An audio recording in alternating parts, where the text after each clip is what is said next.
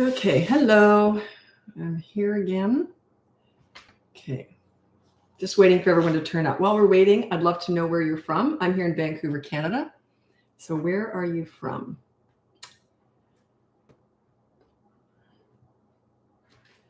I get clients all over the world, and I learn a lot about different religions, different cultures, because when I'm talking to clients, like when I'm coaching them, and we're not talking about tourist attractions, we're talking about cultures, their lifestyle, what goes on in the home, which I always find more interesting anyway. I'm not into tourist attractions. Like I'm the one who goes to New York and would never go to the Eiffel Tower or Times Square or anything. Okay, Waynesville, is that Montana? Could be Missouri too. I don't know. I think it's Montana though. Okay. Rose Babcock. I had an Aunt Rose. All the generation above me, they're all gone now. So I'm the oldest generation in the family. Missouri. Oh, I had it wrong. It was Missouri. What's Montana? MN? That could be Minnesota. What's Montana? I don't know. I'm Canadian, so I don't have to know all that. Kansas. Hi, Rose. Arkansas. Hello, Allie. Okay, let's get going. I'm going to be on here just for a short live tonight. I've got a whole bunch of stuff to do. I'm going to be answering my emails tonight. So what else was I going to say? No, that's it. Friday the 13th. I always felt that the 13th was lucky for me. I was born on the 13th. My son was born on the 13th. So I have no superstitions about that. I'll walk under ladders and that, but I do touch wood. If I'm thinking something bad, I'll touch wood. So there you go. We've all got something, right? Okay, so let's get going with your questions. I'm just going to introduce myself first. My name is Lisa. I'm a parenting coach. If you go to my website, it's BratBusters.com. You can see my free behavior board, my courses. I got a Father's Day sale running right now on my courses only, not on coaching. As said, coaching is also something you can look into, or you can listen to our podcast. My daughter and I work together. We do the podcast together. We do it every Tuesday and Thursday, so you can check that out too. It's called BratBusters Parenting Podcast.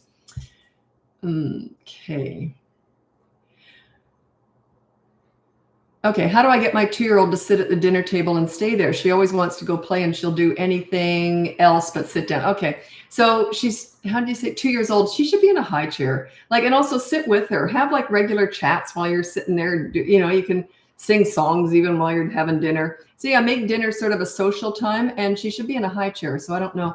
She's in a regular chair. She's done with her booster seat and just wants to run.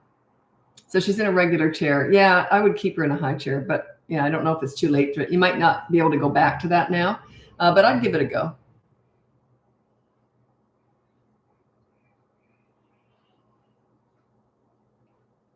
It's sort of like, I look at that like a high chair. I strap them into a stroller. I don't just let them sit in that. Same with the car. I strap them into that. Also, when we go shopping, I strap them into the shopping cart. There's just certain things that it's very hard to keep them in those things without a strap, without having them strapped in. It's hard for them to sit still, but those are things that I insist that they sit still with. I'm not going to go grocery shopping and have a 2-year-old running around the store. They're going to be sitting in that shopping cart. Okay. Do you have a course for ADHD, ADD kiddos? No, it's all the same stuff. Those are all the kids I worked with. It's all, my courses are designed for kids who have that too. It's not, I don't consider that special needs, by the way. It just takes a little bit more patience sometimes. But yeah, I don't treat kids with it. Those are all the kids I learned all this with, all the kids I worked with. I used to call them alphabet kids. They were all ADHD, WXYZ, whatever. So, and it was really kind of sad, actually. A lot of them would introduce themselves to me and say, I have ADHD, as if it's part of who they are. I thought that was kind of interesting. They just almost said it like, oh, I have ADHD. It was kind of sad. So I used to have I can't remember what it was, but I used to have a funny term that I used for myself, like COL, crazy old lady or something. I would sort of make fun of it. That's not who you are. It just happens to be something like, I got brown hair, you got ADHD. I never treated it as something like a handicap.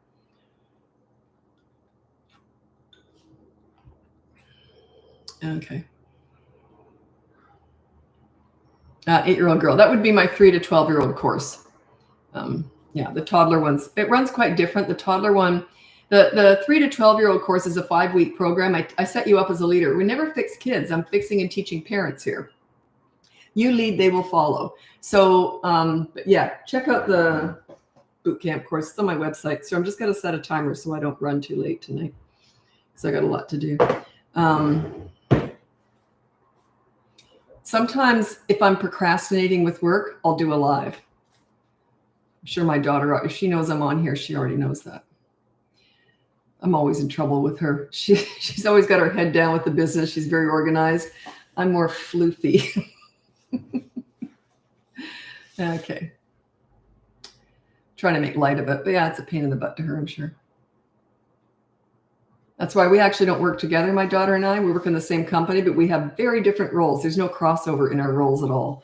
And yeah, she does all the marketing and planning, and I do all the coaching and that stuff. Works out very well.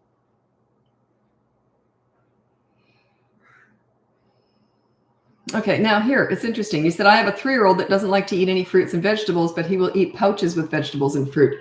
Yeah, so he's still eating vegetables and fruit. And I can't really talk about nutrition because I'm not qualified to do so. I would be thrilled if my kids would eat that. You know what I mean? They're still eating it. So yeah, I can't really get into that because I'm not qualified to do so, to discuss nutrition. But they are eating vegetables and fruit. And also, maybe you could copy what they do. If they like the pouches, maybe you could puree or everything. You know? Actually, I was very good at hiding stuff. I would, if I made cheese sauce, it didn't just have cheese and milk and butter and flour in there. It had a whole bunch of healthy stuff thrown in there too. And so I would grind up seeds and put that in there. So yeah, I was always good at hiding stuff. Like my son said, the first time he ever had pizza outside of the home, he was probably about 3. And he said, the sauce was really weird. It was red. He thought that it was supposed to be brown because my sauce had pureed spinach in it. So it was brown sauce. And I made everything from scratch. God, I hate cooking, but I did it anyway because health is important to me. So whatever. God, I hate cooking. I mean, I really hate it. But I'm good at food prep. Like I can prep food. If I have people over, they know they're cooking. But I'll do all the food prep, all the shopping, food prep, and I love the cleanup. So, but all they have to do is take all the food I've prepped and then they can just cook it. And most people are happy to do that anyway. So.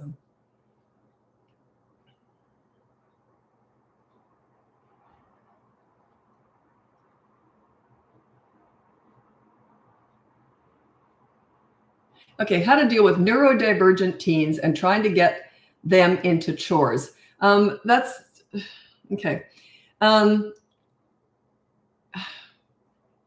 don't know how to answer that. I'll tell you what I'm going to do. I'm going to, because it's kind of a big question and I don't know what kind of parent you are. I don't know what your relationship is with your teenager. You always focus on the relationship before getting them to do anything. With teenagers, it's a little bit backwards. With younger kids, I focus on the discipline and connecting. But with teenagers, I just focus on connecting first. You can't get them to do anything they don't want to do until you're connected. So yeah, I need to know your relationship, but I will read my top 5 tips for parenting teenagers. This is how you get connected with teenagers. Number 1, listen to understand and show empathy. You don't listen to gather information to lecture with, or they will tune you out. If they want your advice, they'll ask for it. They already know it anyway. Number 2, negotiate as much as possible with teenagers. It goes something like this. Hey, I want your dirty clothes in the hamper from now on. What do you want from me? Number 3, don't sweat the small stuff with teenagers. If they do something stupid and it's not a big deal, just say, well, that was stupid. Do you want to hear what I did when I was your age? And laugh it off. Now, in other words, it's okay to not be perfect. It's okay to make mistakes. Number 4, don't leverage the good times to discuss the bad times. So parents will say to me, when do we discuss the bad times? And I say, never. That's your revenge. You want to talk about it. They don't. Okay. So if you've had some rough times with your teenagers, there's no point discussing it. They already know what's happened. You're just bringing it up to get them to feel guilty or shame or to make, I don't know why, but anyway, don't ever discuss bad times. Your revenge, if you go through a really rough time with your teenagers, your revenge is that when they're grown up and they have their own teenagers and they complain to you, you can just go, just like you did. It's a slow burn, but that's your revenge. You got to wait a long time, but that's a slow burn. And then number 5 with teenagers, you can be a right fighter or you can be happy. That could go with any adult relationship too. is you can be a right fighter or you can be happy. If you're arguing with someone and you know you're right, they probably know you're right also. If it's just a difference of opinion, you're never going to win anyway. So what's the point in fighting? Just say, oh, okay, well, we just have different opinions. So yeah, you can be a right fighter or you can be happy.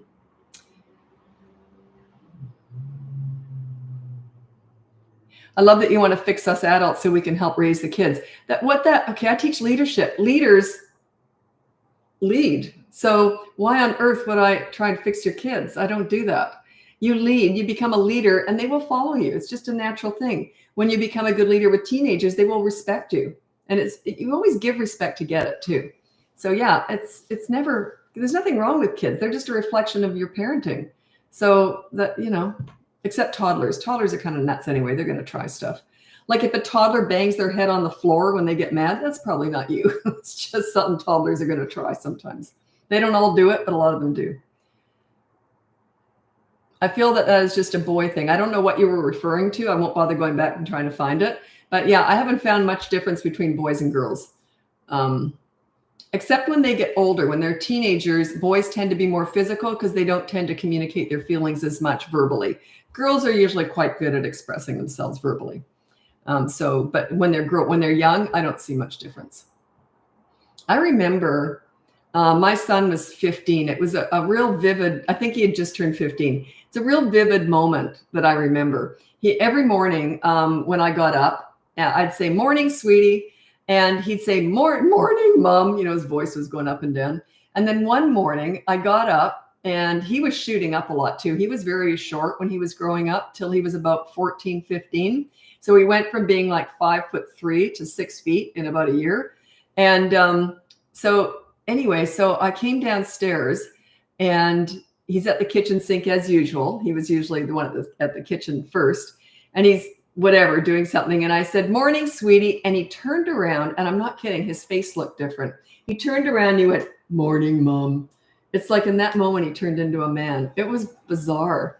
It's just no more voice cracking. God, I missed that. It was so much fun. Anyway, so yeah, boys are different. And anyway, my point was how teenage boys and girls are quite different. I said, how come you're not chatting as much? We used to giggle and laugh all the time. And he said, Mom, I'm not your girlfriend anymore. I'm turning into a man. I said, oh, okay, never mind. I thought that was cute. So it's hard to turn into a man when your best friend is your mummy's. He told me. It's funny. Yeah, there you go. Someone said, and I can't really comment on any nutrition, but you're commenting on how you hide healthy stuff into other stuff that kids, especially sauces. Sauces are great for that. Casseroles, a lot of kids won't eat casseroles because they like to be able to identify something. But yeah, sauces were really good for that. If I made spaghetti sauce, pizza sauce, cheese sauce, I'll tell you there was healthy stuff thrown in there too.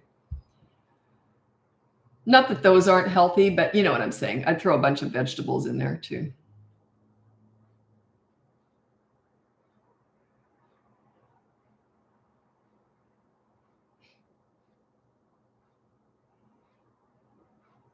I'm sorry, but I just have to say this. And someone wrote down, I have a quick question. I just instinctively scrolled past it because whenever someone starts like that, it's always going to be a long one. And it did have the more. Just letting you know, that's why I passed my question. Just through experience, I've done hundreds of these, I've probably done thousands of these lives by now. Okay, just being honest, I have no filter. Okay, how to navigate a 3-year-old that doesn't take a nap, but needs a nap. 4 to 7 at night is a total mess for us. 4 to 7. I don't understand the 4 to 7 at night. So how to navigate a 3-year-old that doesn't take a nap but needs a nap. Okay, my kids both stopped napping at 12 months old. So maybe you're just trying to force something that they really don't need. Maybe they just have a cranky time and they need some like rest, like quiet time. Maybe just reading a book or something, or doing some artwork and coloring. So yeah, 3 years old, a lot of 3-year-olds don't take naps. Lots of 2-year-olds don't have naps. So maybe they've outgrown the naps. Okay, here we go. So I'm scrolling ahead to make sure you're still here when I answer your questions.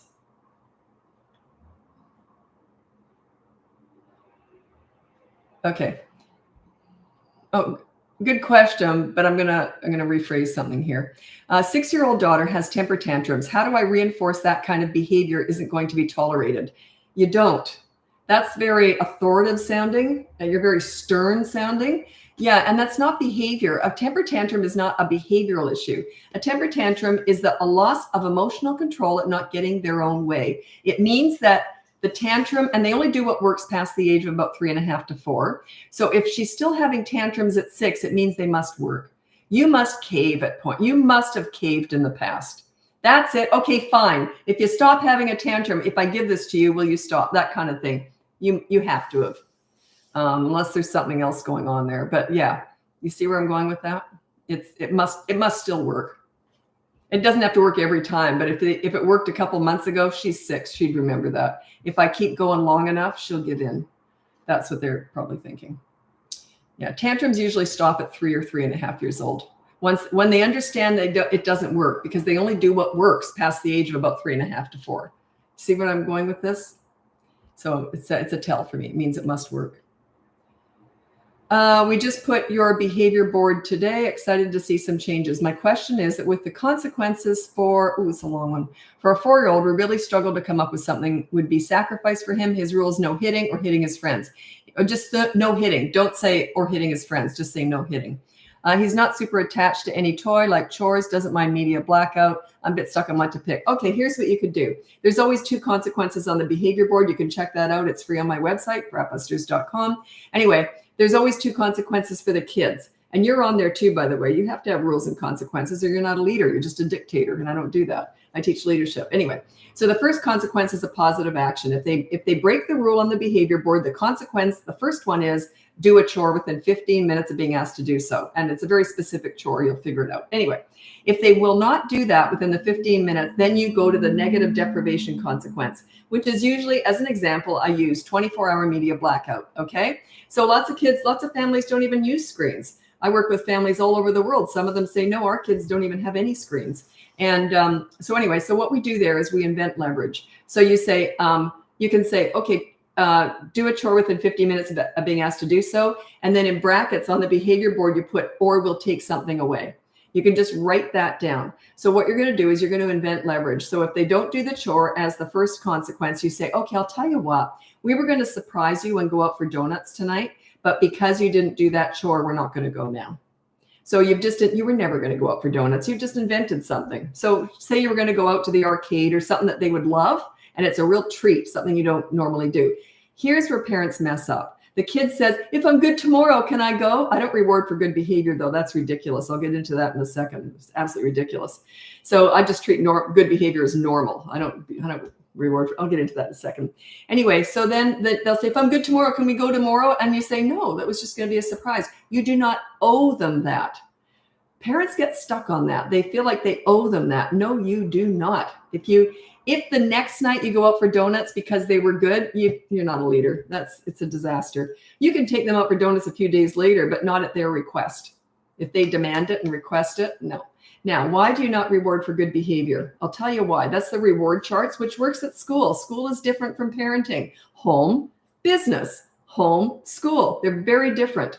Reward charts work brilliantly at school because it's not personal. Okay, they got 30 kids on that reward chart. It's not personal. The message that you're sending at home, if you use a reward chart for good behavior, the message you are sending to your children is this. You're normally rotten. If you should happen to be good, you'll get a gold star. Could you imagine your spouse having a reward chart for you?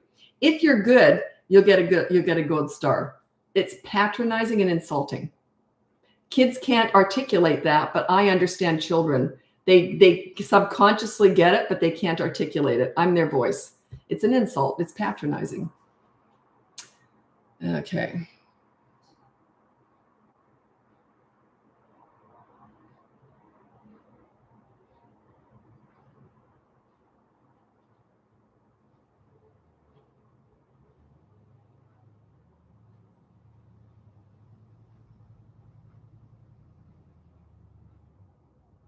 So I'm just going through all the comments. Okay, I'm going to look on YouTube now. Because whenever I'm doing a live, I'm on YouTube the whole time. That's where all my lives are saved. It's also where our podcasts are saved if you want to watch it instead of just listen to it. Anyway, and then I jump from Facebook to Instagram to TikTok. I go from my smallest platform, which is Facebook. Instagram's the next one up. And then TikTok's my biggest platform. So I work my way up. Okay. So I'm just looking at YouTube comments now.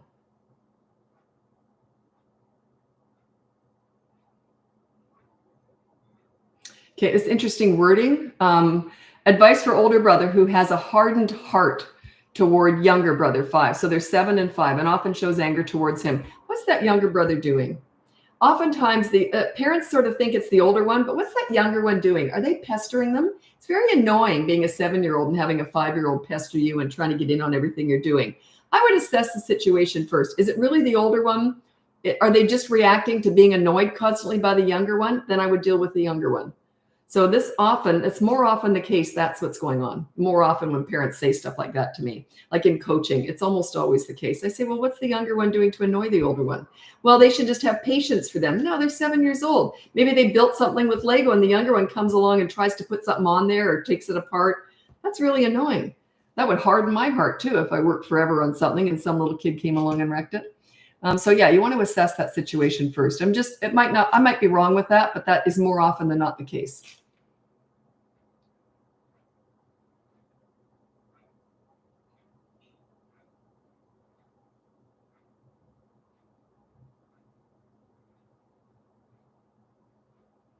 Okay. And this is Daniela on YouTube. If we're at the park, my 23-month-old son throws sand. She usually says no. And then I remember your advice, which says remove the fun from them or them from the fun. Because with toddlers, you use consistent corrective actions.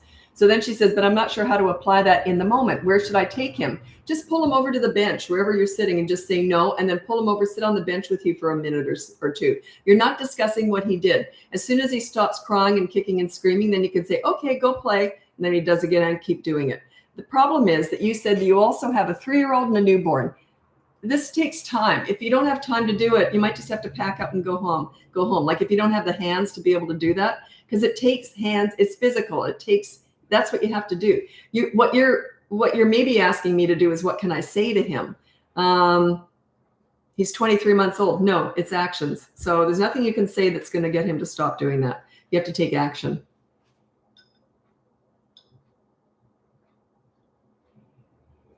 Like I know there's a lot of information out there. I never look at it, by the way, ever. I don't know who else is out there, but I know what other people are teaching through what my daughter sometimes tells me, only when it pertains to something that I need to know. She doesn't tell me anything. I'm very careful. I don't want to know. But when clients come to me, they tell me that there's all this information out there about having these little discussions with them about what they should and shouldn't do. And this is with a 2-year-old. It's absolute crap. That's the mini therapy sessions. They're not about words. They will say to you, you'll say to them, now, you shouldn't hit. That hurts, mommy. And it's not very nice. And you're a good boy and you shouldn't hit. I'm sorry, mommy, I won't hit again. And then the parent will say, and then they hit again. I'm like, what's your point? Of course they did. Words mean nothing to them. They're just parroting what you want to hear to shut you up, to get you off their back. They're going to do it again. It's the physical consequences, consistent corrective actions. They're not about words. I know that stuff's popular right now, but it is garbage. It's absolute crap. I understand toddlers. I just do. That's garbage.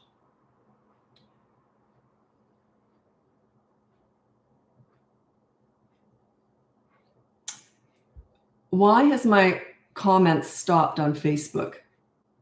Like that never happens. It's like it's frozen. So I'm wondering if I'm still on Facebook. The comments aren't coming through anymore. Sometimes it does freeze, but maybe once every few months that'll happen. So I'm wondering why. I'm wondering if I should stop. I'm almost finished anyway. I might just move over to Instagram. Can you still hear me on Facebook? I'm wondering if I'm frozen or something.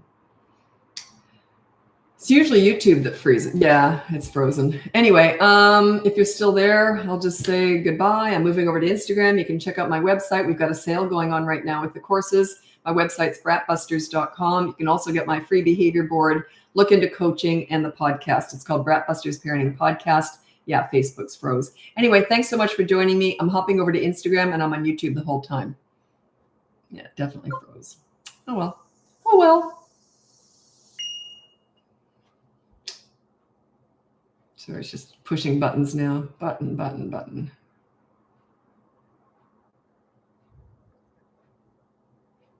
And done. Okay, now I'm on Instagram and I'm going to stay on YouTube.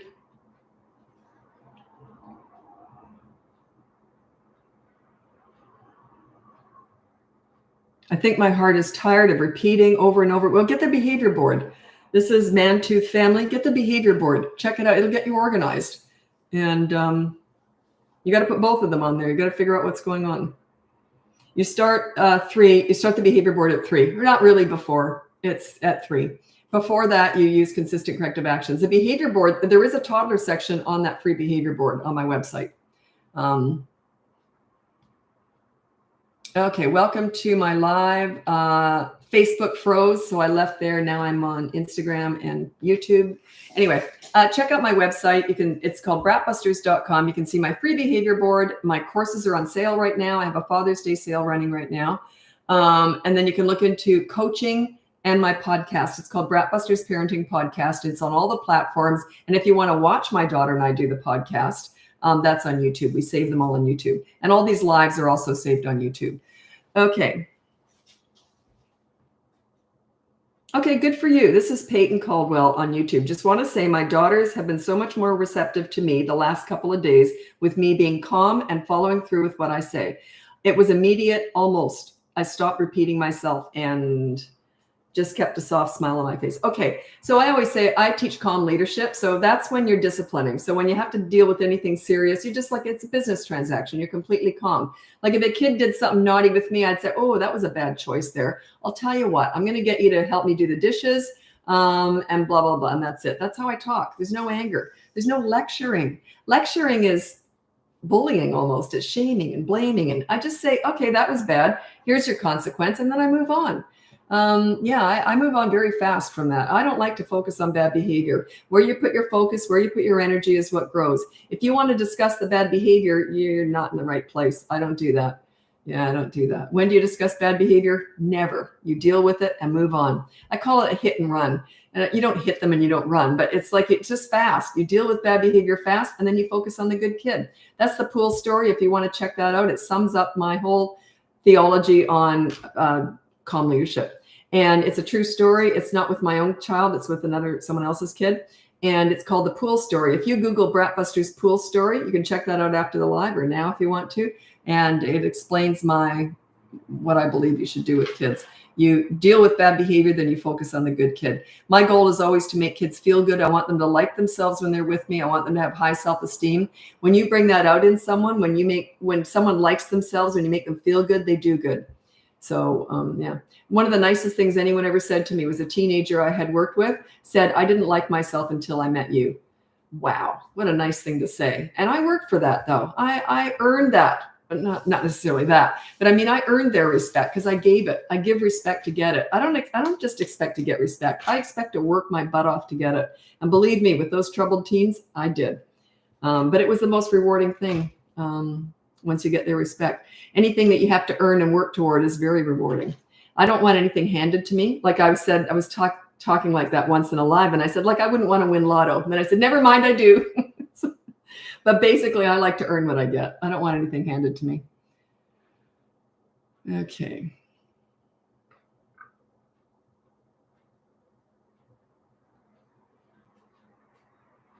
Okay. This is Sam46 on YouTube. What can I do about my newly 4-year-old who has epic tantrums even when you give him warnings? You're threatening, you're giving him warnings. I don't do that. Yeah. When things are done, like putting away paint puzzle, etc. He hits, throws, and breaks stuff. No warnings, no threats, none of that stuff. He already knows what to do. He's 4 years old. So what you're trying to do is say, I don't quite know. He's having a fit because he's not putting away a puzzle. He hits and throws him. Well, I don't quite know what you expect from him in the first place is what I'm getting at. But the warnings, get rid of the warnings. If you don't do that, there's going to be a consequence. Oh, that's such a negative tone. I like to keep the energy positive.